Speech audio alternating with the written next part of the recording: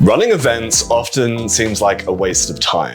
I mean, why go through the hassle of managing countless vendors and running around dealing with issues on the day when you can just run virtual events and basically create great content? Well, color me wrong, because today's guest has shown me that there's far more to event marketing than keynotes and sponsors. Danielle Messler, head of marketing at Founderpath, has a methodology that squeezes as much long-term value from in-person events as possible. Through SaaS Open, they bring together thousands of B2B leaders every single year. And in this episode, Danielle shares how they avoid stale and boring keynotes by enforcing a specific structure, one that's welcome by speakers and attendees alike.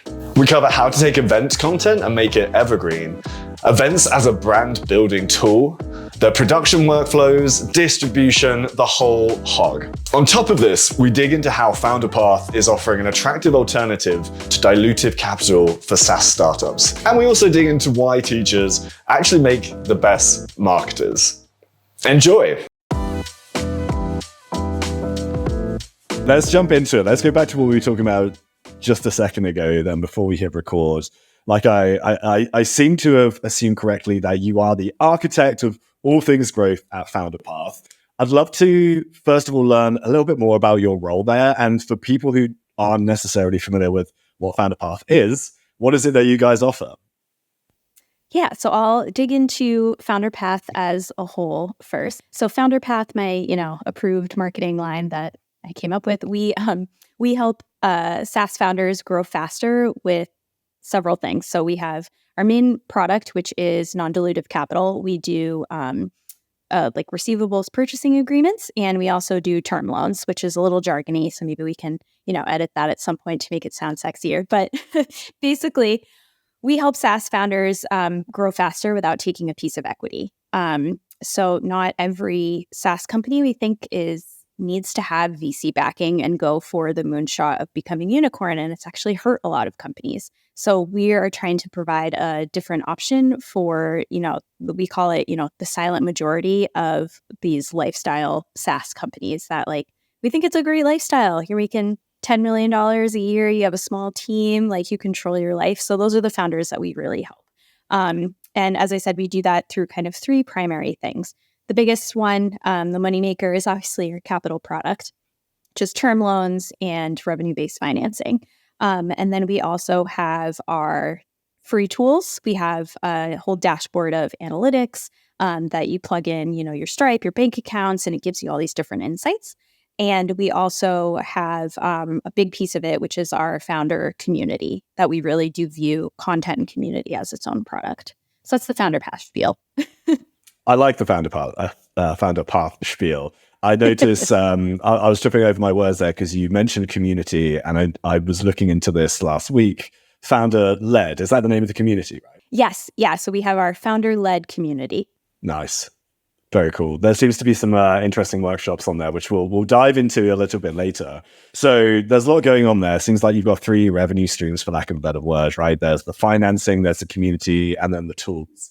So what is it that you do? How do you bring this all to market as a one-person marketing team? Obviously putting that very generously. I'm sure you'll push back on that term, but I'd love to hear about, how are you doing it all? Yeah, so you're right. I will push back. I do think, technically my title, head of marketing, but as we know with titles at startups, they don't usually encompass all of the things or, give you kind of a fair view. But I will say it takes a village, right, to market a SaaS startup. And so I lead, our marketing function. And I have to say, I kind of am like a co-architect with Nathan, our CEO, who the reason Founderpath exists and we've had such early success is really a testament to him building his own audience and deep, deep understanding of our customers, our community, before Founderpath was even named Founderpath. So I've been fortunate that I learn a lot from him and we complement each other in a lot of ways. So yes, one person team leading a lot of the marketing efforts, but I do have kind of a partner in crime, if you will. Who is that? Oh, so Nathan is the partner in crime, right? Yes. Yeah. Yeah. The crime boss. Everyone knows who Nathan is, right? So did he kind of, because obviously he has the name of his magazine, I forget. Is it Latka? It's Latka. Yeah. Just Latka, just the surname. I like it, right? Very old school.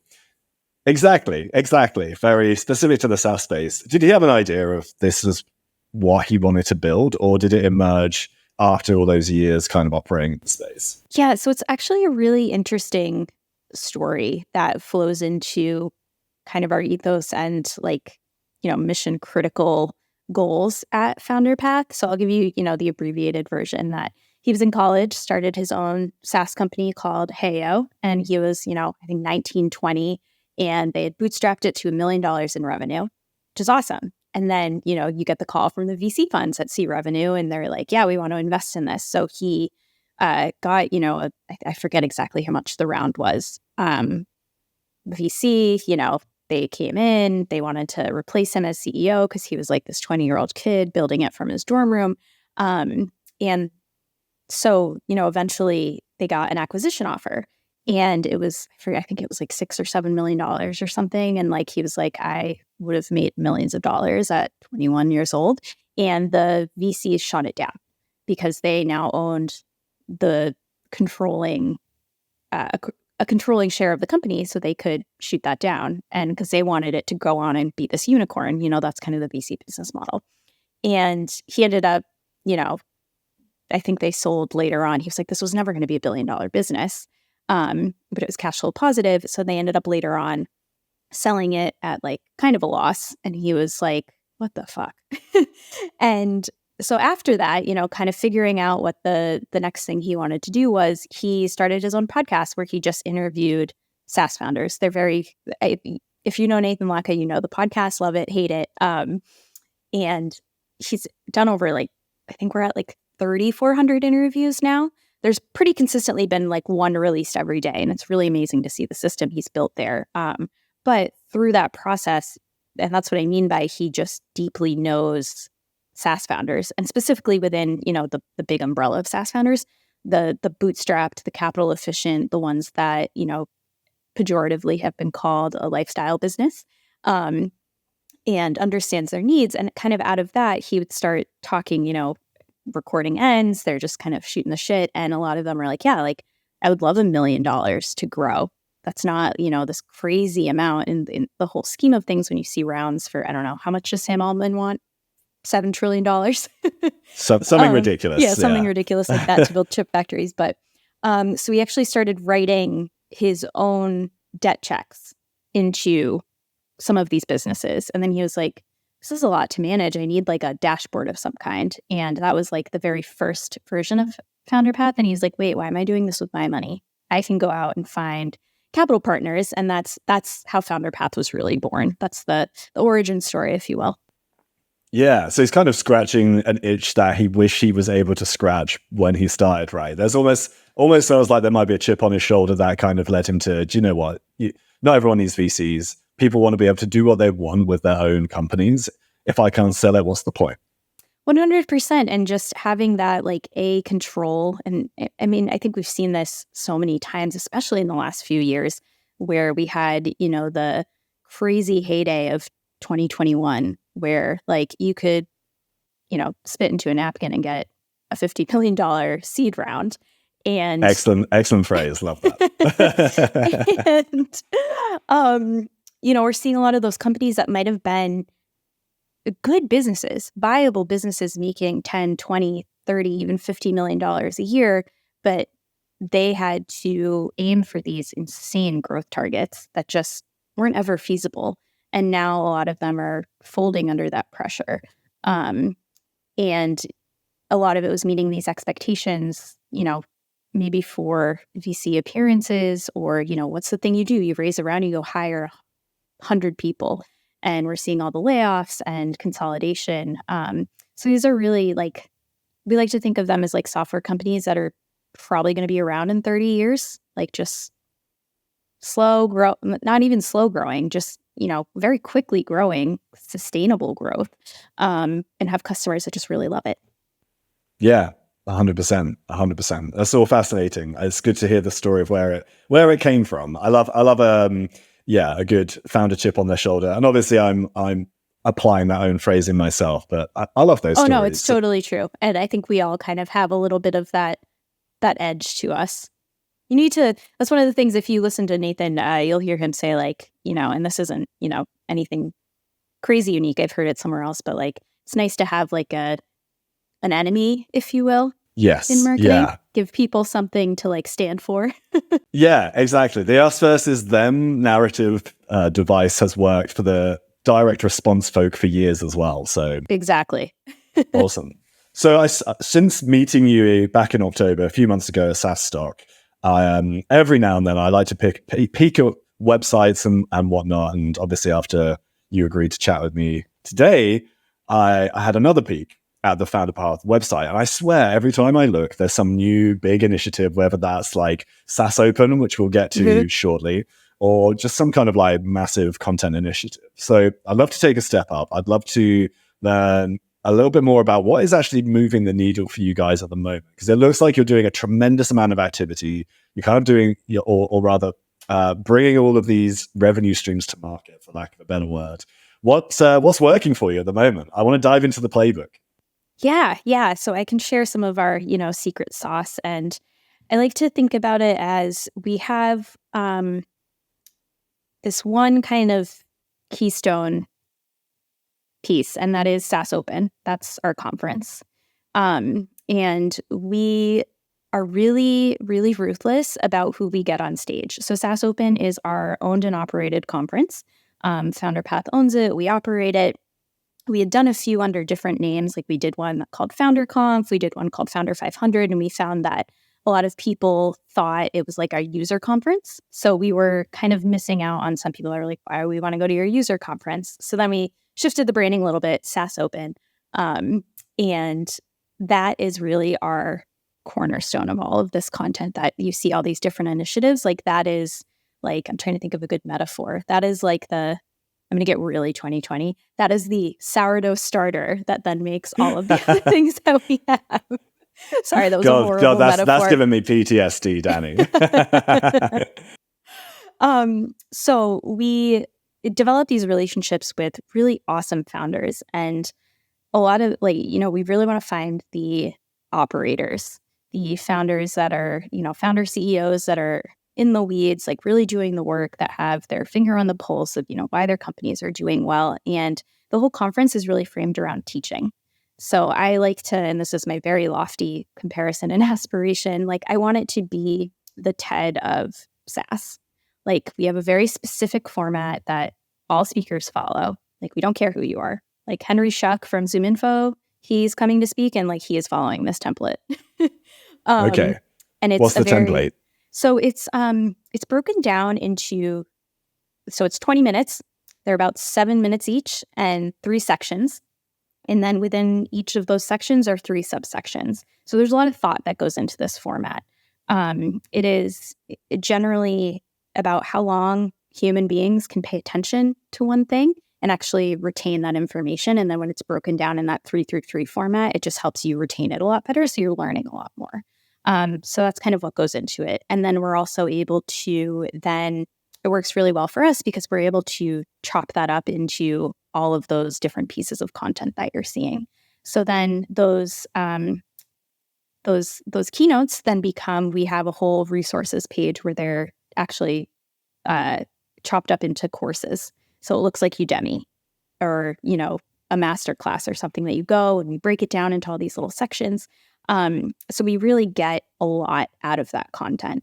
Another thing that we require from speakers is, we call them artifacts.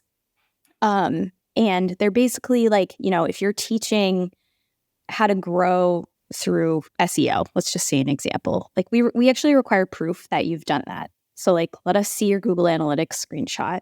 Like, let's see the email copy you use to drive 1,000 G2 reviews, if that's what you're saying in your presentation, so that other founders can then take that and make it their own. So it's not just, I found that some conferences, the keynotes get very, very lofty and they're very hard to make actually like actionable for me, at least, where I'm like, yes, I know the platitude. I'm sorry. Like it doesn't help me like go into my job tomorrow and actually put it into use. There's a time and a place, don't get me wrong. But that's at least the angle we're taking with our conferences. Yeah. Try going to your boss and saying, I just went to this conference and we need more actionable insight. Your boss is going to turn and say, we need to provide value. Exactly. The boss will go, what the fuck are you talking about? Yeah. They'll be like, great, you just read your first marketing book. Congratulations. Exactly. Yeah. Marketing 101. So it's kind of like you're asking these speakers, the other kind of founders, marketers, etc., that you have on stage to put the proof in the pudding, so to speak. Not just talk about their expertise, but have you actually done it? Can you prove that you've done it as well? Which brings a bit more credibility to what you're doing. Exactly. Because we want to, see that you've done it. And I feel like we get a lot of, at least some of the, again, those talks I've seen that are like, we hit $1 million in revenue. And it's like, okay, but you also raised like $500 million in funding. So I would hope that you had $1 million in revenue by then. So there's a chasm. Again, it kind of speaks to the founders in our community that are, trying like a lot of different things. And we and the other thing that I find really interesting is we've also had speakers come up and they were like, hey, we tried this and it failed miserably. And here's how we turn the ship around. Because that happens, more often than business. And I think we're conditioned to talk about. There was a handful of those that do really well, because a lot of founders are like, yeah, I went through that and I felt like I was on an island. Yes. 100%. I've been there as well. I've been there. So yeah, we all have. Yeah, you realize. Yeah. Leaning into, so it kind of sounds like SaaS Open is the centerpiece of all the content that you're creating and putting out there. I want to lean into like the founder-led aspect of it, because I looked at that and it's funny you said it's a Udemy style offering, for lack of a better word, because it kind of looks like that. Mm-hmm. That was our inspiration, if you will. If you go into the early specs we built for our front end design team, we were like literally like screenshot, like we like this, we don't like this, like make it our own. Yeah, right. And I can see that's definitely come through. Either way, original version or otherwise. So you take some of these keynote recordings and I guess upload them into this community, so to speak. Obviously, being very reductive here, but how has the distribution impact helped you to kind of drive new business for Founderpath? Bearing in mind, I think I saw somewhere that you either only accept 3 to 4 deals a week, or that's kind of the average. Like how does that all kind of feed into the ecosystem of growth for what you're doing? Yeah, so we have, and this might sound a little reductive, like basic marketing, but we have like our leads that will come in with like super high intent already, that are like either in the market, they know they want money, like they know that they're ready, maybe they're already looking at some competitors, they're coming to us for options. So like those, I think, obviously are, the hottest leads that we have a wholly different process for.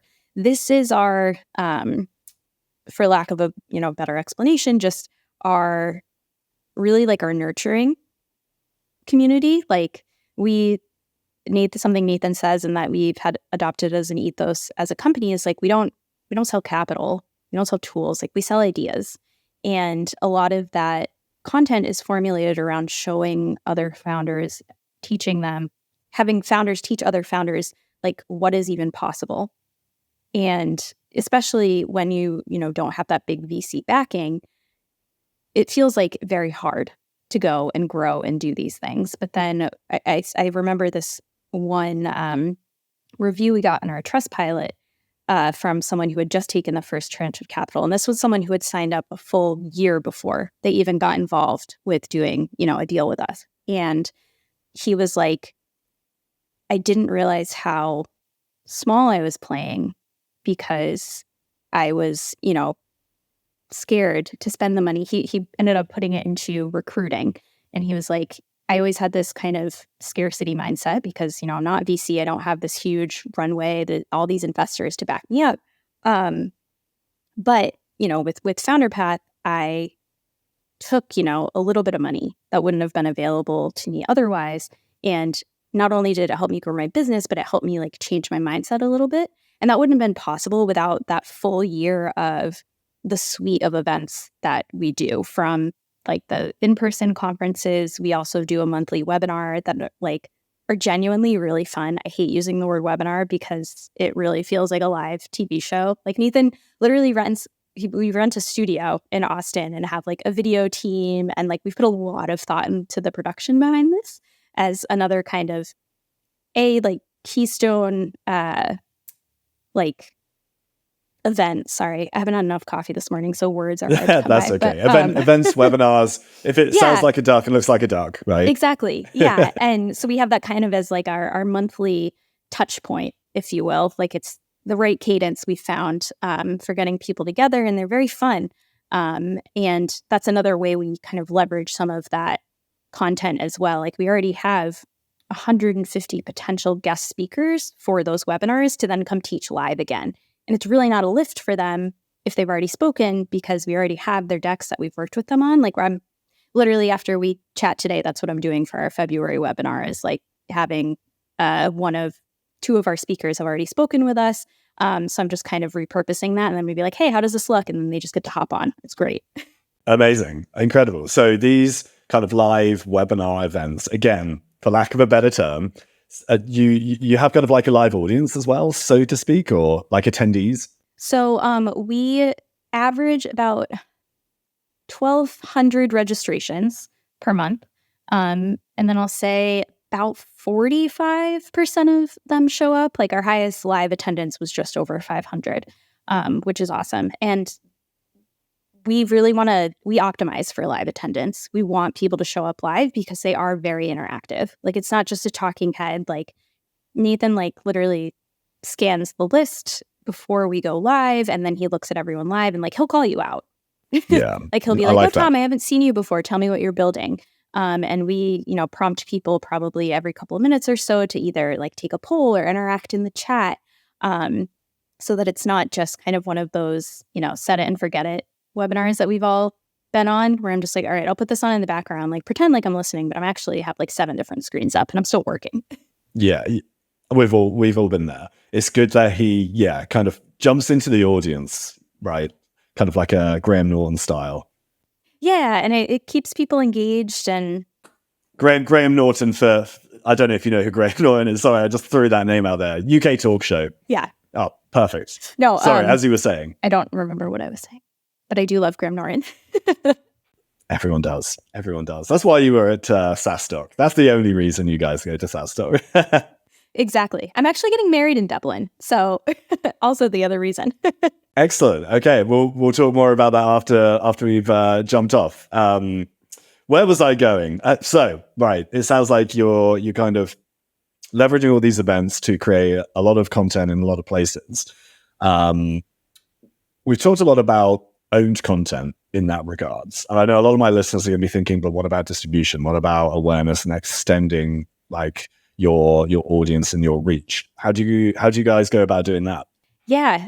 So that is my primary focus, probably the next couple of quarters, is really building out that machine, and making it, more efficient. So like to think of it, and I did not come up with this system. It's from Emily Kramer at Market One, where it's like we have all of this fuel, which is the content, the keynotes, and each piece of those keynotes, right? So we have the actual video, we then get them transcribed, we then turn those transcriptions into blog posts. So we have all of that raw fuel.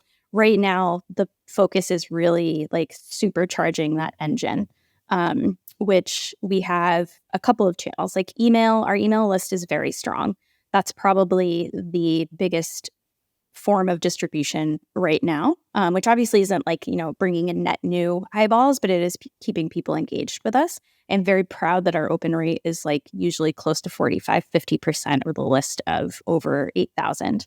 Because people and you can tell, when you're running an email list, like when people reply, and like I send it from me, and I literally write like I'm writing to a friend. Like the newsletter I sent out yesterday for Valentine's Day was like, I started with like, hey, Bridget, like have one founder in mind. And I was like, wanted to make sure you got a love letter today, and got like so many responses just being, I'm very cheesy, but sorry, getting into the weeds a little bit on the newsletter piece. So that's kind of, one channel. Right now, I've also kind of gotten back into, it's a very low hanging fruit, but just like a daily LinkedIn post from the brand account. And this does go back into the like solo marketer team where there's a lot to execute, and obviously only so much time, so much energy, so much focus in a day. So that is where one of the challenges, I think, comes in. So yeah, we're experimenting with different, kinds of distribution channels. Like, SEO is a big investment for us this year.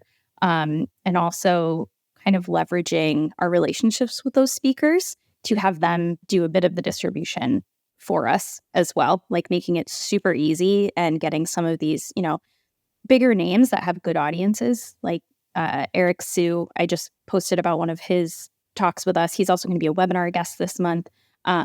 So kind of the co-marketing aspect of it as well.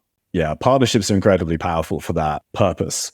It's a huge channel, especially in B2B. I've found kind of one example going back to our webinars is we last year went really heavy into partnerships and co-marketing partnerships. And we would get these companies that, said they had these massive lists of, we have 160,000 people on our newsletter list. So I'm like, yes, this is going to be a slam dunk. I'm going to get like 1,000 registrations just from this, going to smash all my goals. And then I, check the tracking and it's literally 10 registrations and all like poor fits. But we work with someone else, and I'll name drop him, Ben Murray, he's the SaaS CFO. It's a very niche. He has a great following though, and they really trust him. And we've been working with Ben for years now, and he's, a really solid partner of us. And like, he'll send an email and it'll drive 200-300 registrations on a much smaller list, and they're way better fits. So it's really finding those kind of niche or those like heavy hitter relationships. And he's like, I wouldn't call him like a traditional influencer or like creator, but that is what he is. And he has the trust of his audience so much more so than this like kind of big generic list that just like talks about the number. Yeah. Oh man, it's a tale as old as time, right? Audience size does not equal engaged audience. And that anecdote is just yet another testament to that. Yeah. And it was really interesting to, see and go through. And it's like, you intellectually know these things. And then you see the actual results. And I'm like, yeah, I will partner with Ben all day, every day over these, big ones that come in and are like, yeah, we have this huge list and blah, blah, blah. I'm like, okay, but you didn't derive results from me. So like, sorry. Yeah, exactly. You've got numbers to hit, right? Exactly. And, it's got to be a good fit for everyone to feel really, really good about it too. About a year ago, you posted this LinkedIn post about how everyone is becoming a media brand. Yes, I did stalk your LinkedIn account a while ago, right? I love it. It was this part of the post I found quite interesting. And I quote, "As every company becomes a media company, there's generally two tracks, education and industry news/entertainment, HubSpot and ProfitWell. On the whole, both teachers and journalists are dealing with burnout and low pay, but they're highly skilled. And those skills perfectly match what content teams need. Teachers can create curriculums to help educate users. Journalists know how to make the mundane interesting and find the best angles that capture attention." So I found the teacher element interesting because so many of my guests I speak to got into marketing from the journalist world, but I don't know that many teachers who got into it. Are you seeing more teachers enter the marketing world? And more importantly, do you think more of them should be?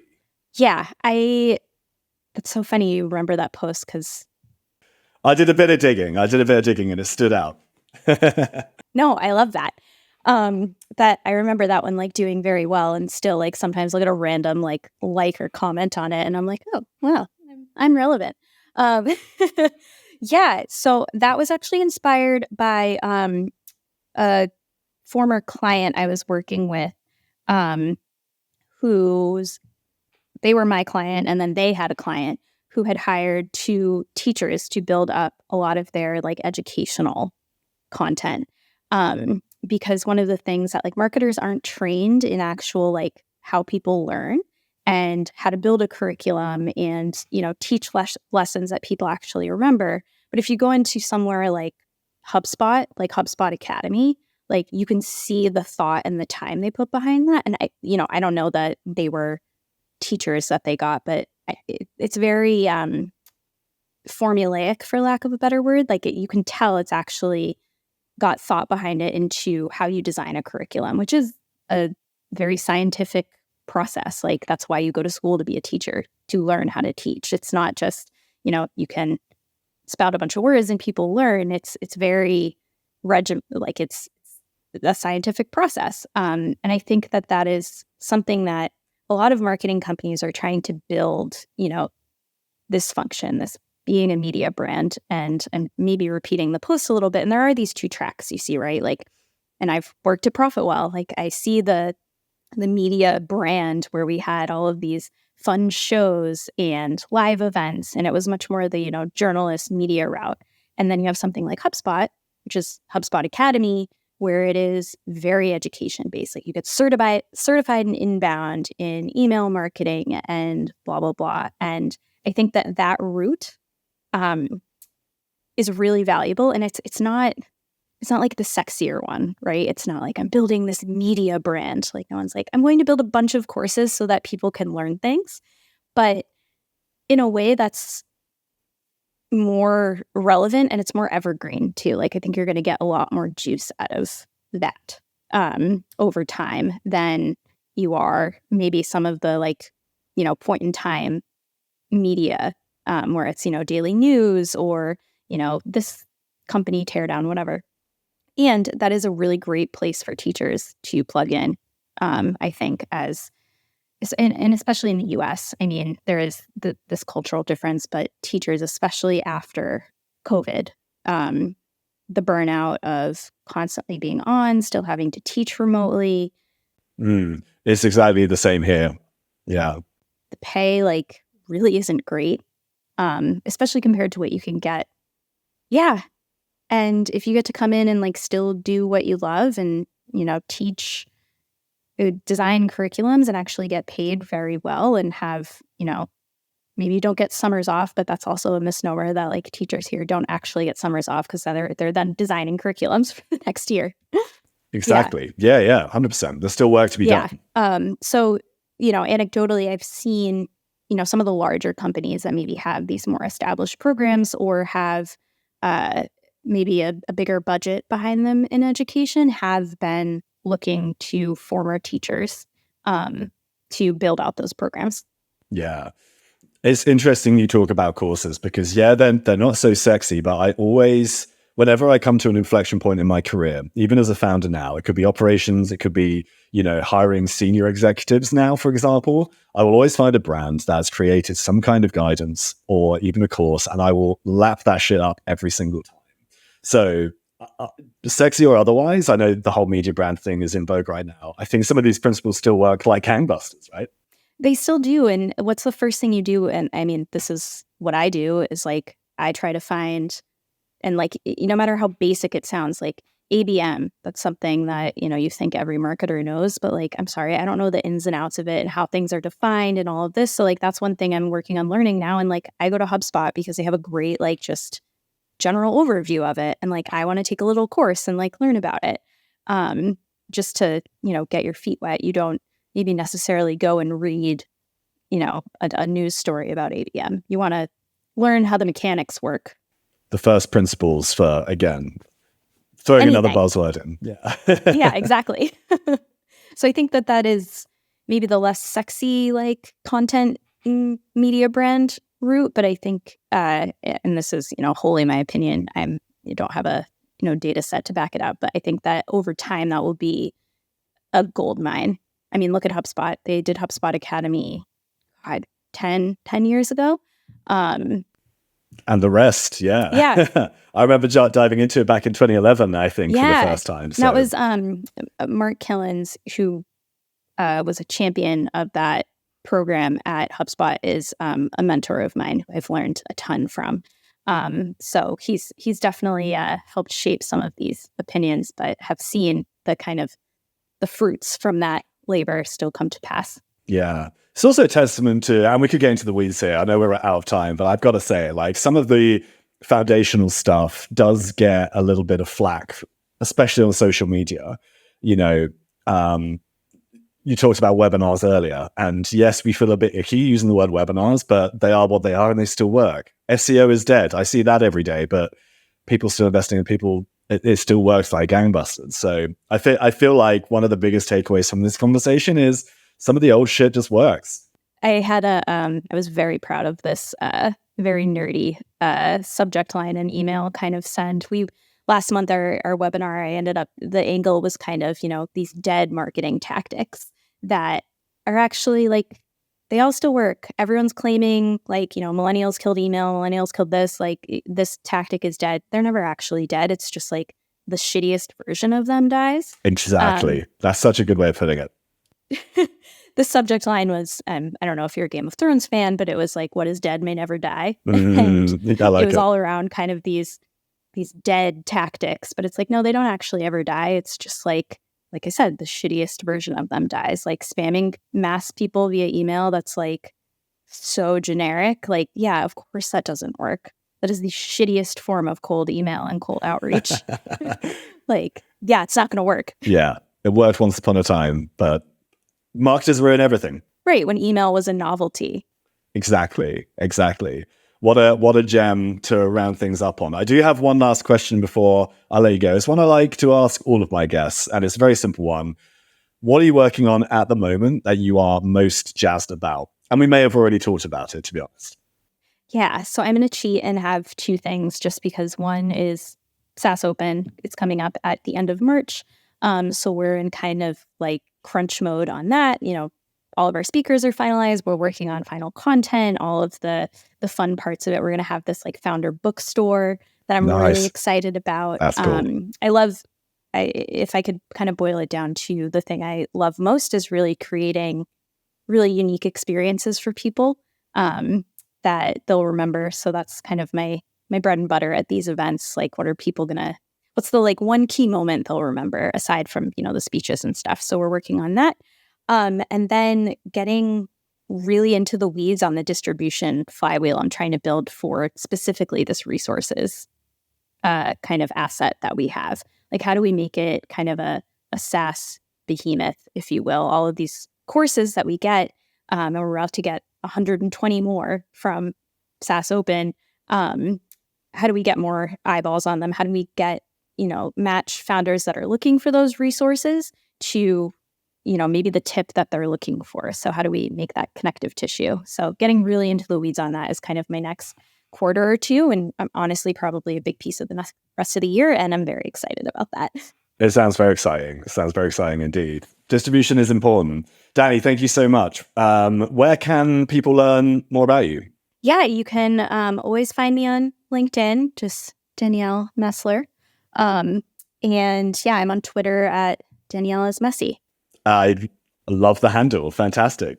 Gotta have a good pun on the last name. Perfect. Awesome. Danny, thank you for spilling all the beans about what you're doing at Founderpath. I really appreciate it. Thank you so much for having me.